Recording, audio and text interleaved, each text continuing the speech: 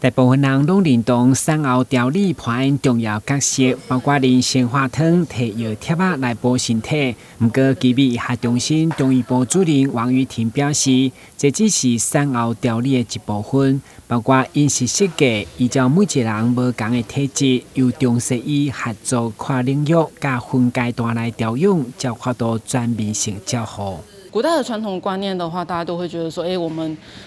生产完之后就是直接一帖药可能就是直接去药房里面抓起来就是炖一炖啊，炖鸡啊，炖排骨这一些就好了。可是事实上啊，就是现在的女性或者是说这个生活环境上来说，我们的饮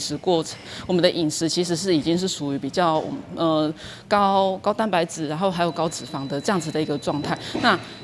所以呢，大部分台湾人的话，那个体质，其实已经不会像以前的人说，产后就一定是气血大亏什么的，气血会有亏，可是相对来说，可能体内还有例如说，可能有一些湿热啊，或者是痰瘀的问题，可能会需要解决。那其实，在产后我们在讲说是一个体质会需要调理的最好的时刻，那这个时候就会需要就是说中医的部分去做一个就是说去仔细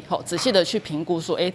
他的就是说生产完之后，他现在的体质是属于哪一个状态，然后会需要什么样的一个处理会需要就是说清热呢还是清热除湿呢，还是活血化瘀还是真的就是要去补养气血的这个部分。然后再就是说跟西医共同合作的这个状况，最主要就是说那其实像我们产后其实有一些问题，可能就是说我们中医光从把脉或者从把脉从望诊这些问诊不一定问得出来，有些会需要说西医他们的一些检查，然后去发现所以这个时候的话，就是可以做一个互相的一个配合。产妇伫做月来期间，上常看到的是便秘、恶露增加、泌尿道感染、甲失眠、筋骨酸痛等等，而且每一个人受困扰的程度嘛无同，所以基美产后护理机构因为有坚强的中西医作为后盾，有任何需求拢会当评估转介由专业的医生来诊疗。台南新闻郭文吉、林延根采访报道。